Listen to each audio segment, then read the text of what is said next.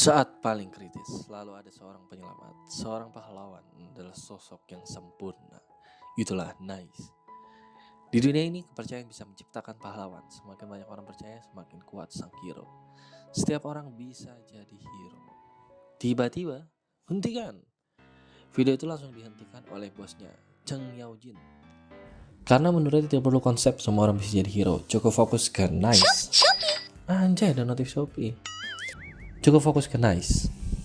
Dan perdebatan pun terjadi antara bos dan ini dia, Lin Ling. Menjadi pahlawan X. Setelah dimaki-maki bosnya, Lin Ling tetap ngeyel. Lalu telepon berdering. Ternyata dari Miss J. Setelah panggilan itu selesai, suasana berubah. Proposal kampanye ternyata sudah dikirim. Amarah bosnya langsung meledak dan Ling mencoba menjelaskan. Tapi bosnya tidak mau mendengar. Dan dalam hitungan detik, dia dipecat. Cepat sekali, Ling Ling berdiri di atap gedung, sendirian, mengomel pelan, merasa gagal, merasa tidak dianggap. Tapi tiba-tiba, balon udara iklan melintas di langit. Sang Wei, anjir namanya ribet amat. Iklan tentang Xiang Yueqing, tentang harapan, tentang masa depan yang bersinar. Dan ironisnya, itu adalah kata-kata yang dibuat oleh Ling Ling sendiri.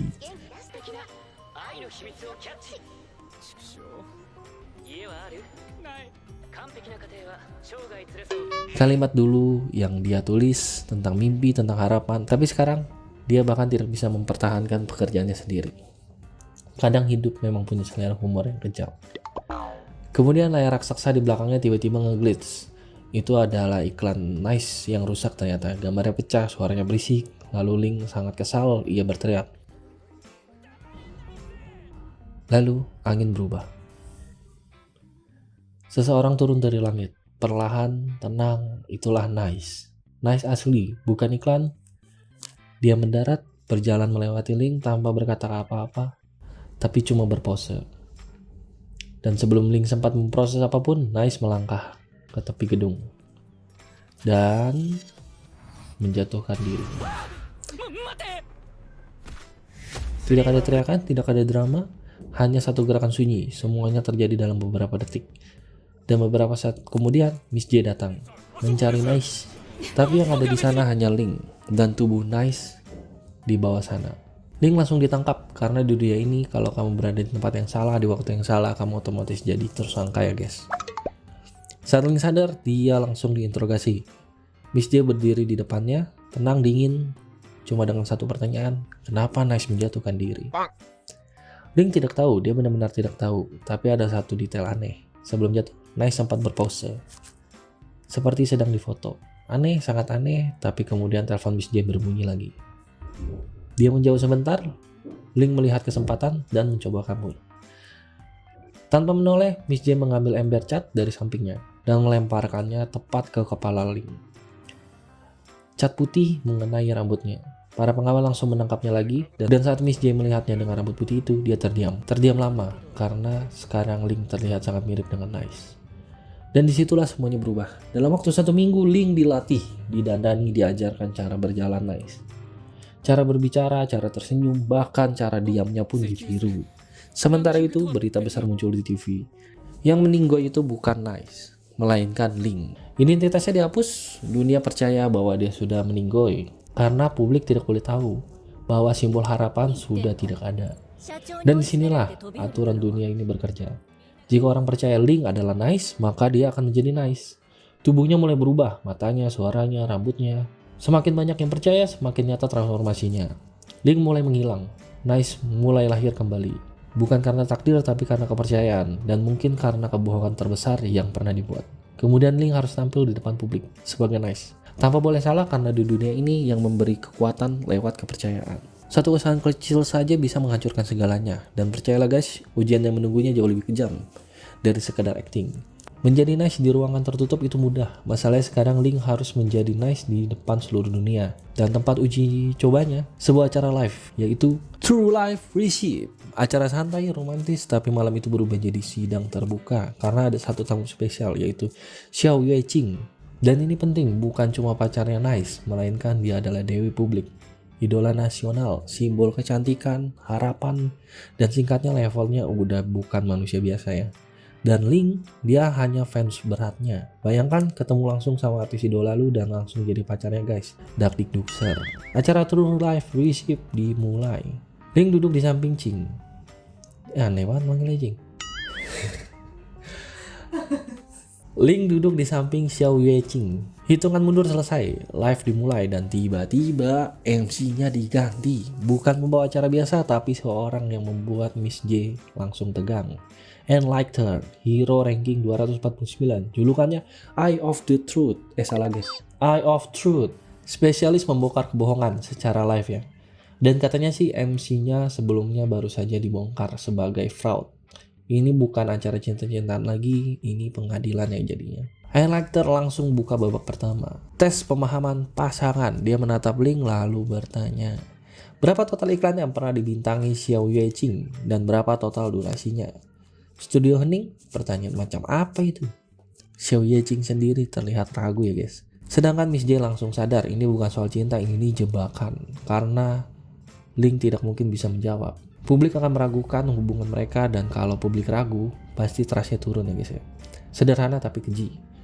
Ling terdiam beberapa detik lalu menjawab 134 iklan. Semua terkejut, dia lanjut. Total durasi 285 menit 48 detik. Studio makin hening. Itu angka presisi, bukan tebakan. Dan kenapa dia bisa tahu? Karena dulu dia adalah yang menyusun konsep naskah dan produksi iklan-iklan itu. Dia mengerjakan semua dengan sepenuh hati. Ironisnya, dulu kerja kerasnya tidak dihargai, sekarang justru menyelamatkan hidupnya ya guys. Penonton mulai bersorak, trust naik, Elector pun menipitkan mata. Karena ini di luar dugaan. Ling bisa menjawab. Kemudian pertanyaan kedua tentang Xiao Yue Ching. Dan di sini situasinya berbahaya karena Ling bukan nice. Tapi dia tahu satu hal, bagi publik Xiao Yue Ching bukan sekedar rekan kerja, dia adalah dewi. Seorang yang dikagumi dari jauh dan Ling menjawab, Xiao Yue Ching bukan kekasihku. Studio langsung tegang.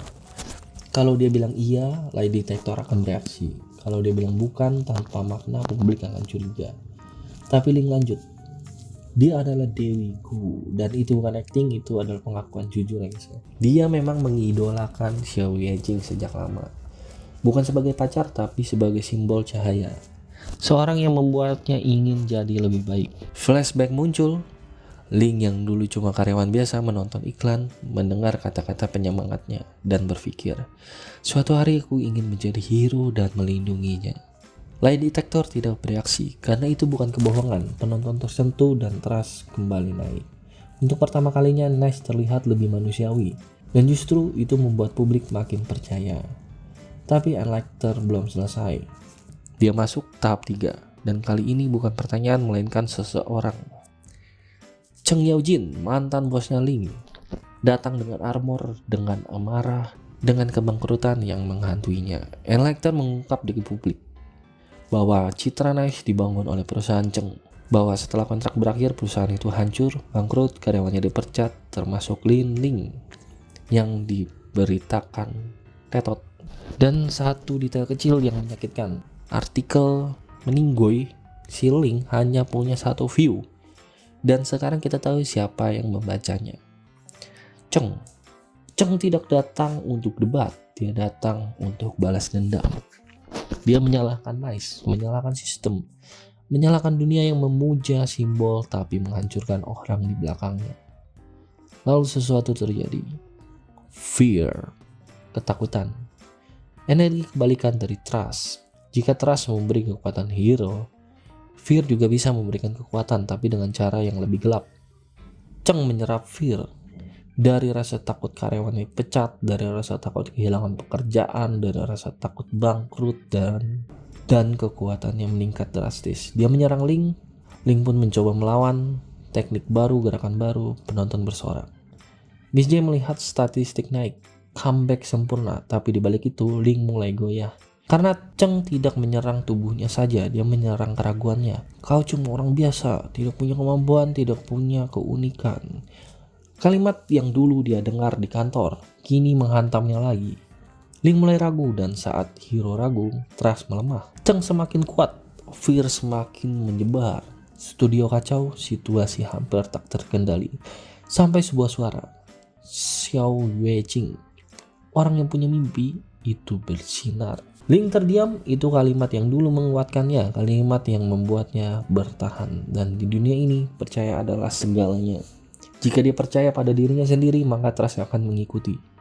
Ling berdiri bukan sebagai pengganti, bukan sebagai aktor, tapi sebagai seorang yang memilih untuk percaya. Dia menyerang balik, dan untuk pertama kalinya bukan karena pura-pura jadi nice, tapi karena dia benar-benar ingin melindungi sesuatu. Satu pukulan, dan cong kalah. Fear meredup, trust stabil kembali. Live show berakhir dan publik menyebutnya comeback. Setelah itu, Ling dibawa ke Hero Tower, tempat tinggal para hero. Dan semakin tinggi rankingnya, semakin tinggi pula lantainya, simbol yang jelas. Di dalam lift, Ling akhirnya bertanya, kenapa Nice menjatuhkan diri? Jawab Miss J, itu pilihannya. Suatu hari kamu juga akan dihadapkan pada pilihan yang sama. Lift terbuka, percakapan selesai. Tapi pertanyaan tetap tertinggal malam itu. Ling masuk ke rumah Nice yang besar dan mewah.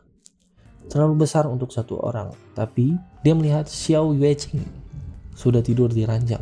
Karena ya mereka memang tinggal bersama. Ling panik sebentar, lalu memutuskan tidur di tempat lain. Sebelum itu, dia menyelimuti Xiao Yueqing. Dan saat itulah dia melihat sesuatu. Darah di wajah